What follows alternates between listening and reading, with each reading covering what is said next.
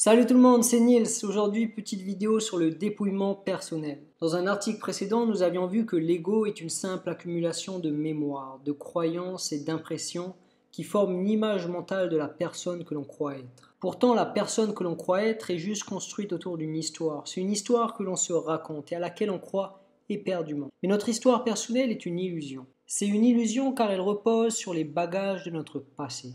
Mais comme vous le savez, le passé n'existe pas, il est mort. Et pourtant nous continuons de le faire vivre en nous. De même, dans mon article sur le corps de souffrance, nous avons vu que nous sommes très nombreux à avoir accumulé de nombreuses blessures émotionnelles. En effet, chaque émotion négative que l'on n'a pas totalement accueillie pour ce qu'elle est dans le moment n'est pas complètement dissoute. Elle laisse un résidu de souffrance dans son sillage. Puis tous ces résidus se confondent entre eux et forment une grosse masse émotionnelle qui se loge dans notre corps et notre esprit. Et tout comme l'ego, le corps de souffrance est aussi un bagage de notre passé. C'est un bagage d'émotions réprimées qui vit aussi à l'intérieur de nous. En fait, l'ego et le corps de souffrance sont construits autour des résidus psychologiques et émotionnels de notre passé. Et tous ces résidus ont pris racine dans notre subconscient. Toutes ces accumulations et ces bagages du passé sont comme une grosse mélasse qui nous colle à la peau. Mais sous cette mélasse se cache notre essence. En effet, cette mélasse obstrue et obscurcit la perception de notre essence, qui se trouve derrière cette masse psychologique et émotionnelle.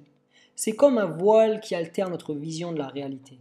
Mais surtout, cette mélasse est responsable de tous nos problèmes et de toutes nos souffrances. En effet, elle freine notre spontanéité naturelle, elle étouffe notre innocence, notre sérénité et notre joie de vie. Mais est-il possible de se libérer de cette mélasse? Bien sûr que oui, cela demande simplement d'avoir le courage et la patience de se dépouiller de tout ce qui nous encombre. En fait, il faut faire du dépouillement personnel. Alors c'est quoi le dépouillement personnel? Pour se libérer de tous les bagages de notre passé et de tous les artifices de l'ego, nous devons être prêts à déconstruire nos murailles. Et justement, c'est ce que nous allons découvrir dans la suite de cette vidéo.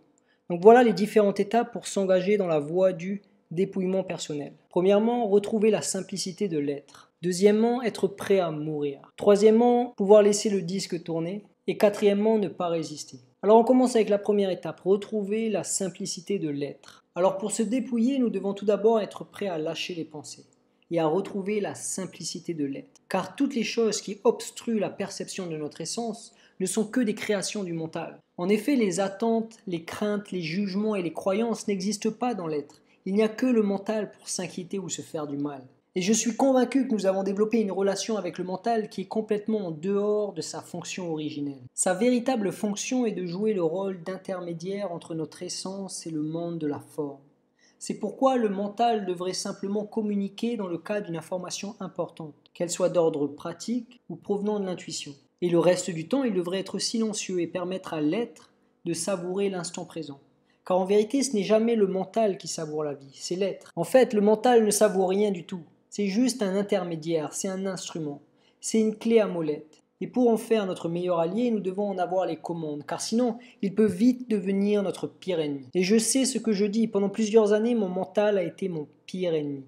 Il a presque failli me conduire au suicide. Mais aujourd'hui, je reprends tout doucement les commandes et je commence à en faire mon meilleur allié. Alors en apprenant à vivre dans la pleine conscience et en ayant des racines profondes dans le corps, nous commençons tout doucement à prendre du recul vis-à-vis des pensées. Et c'est avec le recul que nous reprenons petit à petit les commandes et que nous apprenons à utiliser notre mental avec plus de sagesse. De plus, comme nous allons le voir plus loin, c'est avec le recul qu'on se libère des nombreuses accumulations du subconscient. Mais bien sûr, vivre dans la pleine conscience, c'est une toute nouvelle façon de vivre et pour cela, il faut déjà être prêt à mourir. Alors deuxièmement, être prêt à mourir. Vivre dans l'être, c'est une nouvelle façon de vivre. Et cette nouvelle façon de vivre demande beaucoup de courage car il faut s'abandonner complètement à la réalité de l'ici et maintenant et laisser à chaque instant le passé mourir derrière soi.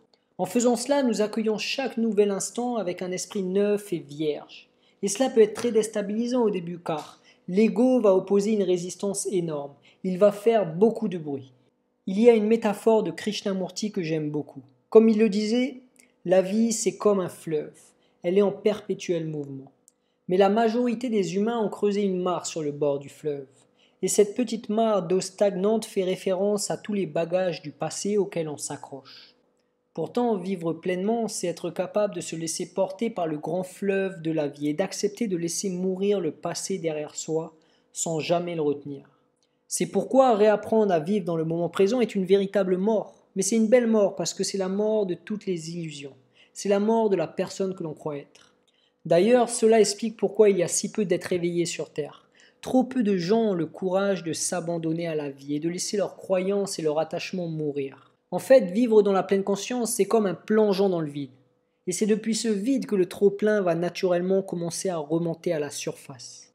Toutes les vieilles accumulations vont commencer à se dissoudre. Mais pour cela, encore faut-il laisser le disque tourner et permettre aux choses de remonter. Alors troisièmement, laisser le disque tourner. Avec suffisamment de présence, on finit par prendre du recul vis-à-vis du corps et du mental. Et avec ce recul, on prend conscience de beaucoup de choses. On se rend compte de tous nos schémas de pensée limitantes et de la quantité astronomique de conneries que l'on a accumulées dans notre esprit. Nous réalisons qu'il y a une petite voix permanente qui analyse et juge tous nos faits et gestes. Puis on prend conscience de tous nos mécanismes d'auto-sabotage. On se rend compte des conditionnements que l'on a acceptés, de tous les carcans que l'on a endossés et qui nous empêchent d'exprimer la plénitude de notre nature originale. Nous prenons conscience de nos mécanismes de résistance et de répression face aux émotions et aux différentes sensations du corps.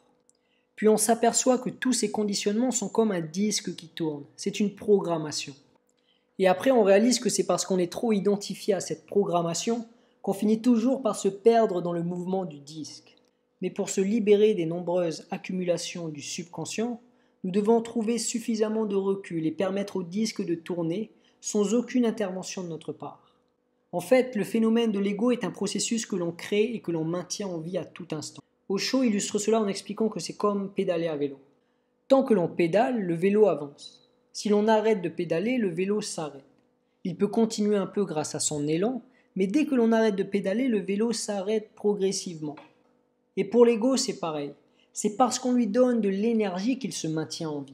Et pour cela, on fait inconsciemment et consciemment un travail quotidien énorme pour le maintenir vivant. C'est pourquoi on doit arrêter de constamment s'investir et prendre parti avec chacune des pensées qui traversent notre esprit.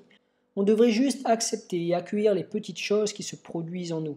Mais pour accueillir, il faut tout d'abord cesser de résister. Alors quatrièmement, ne pas résister.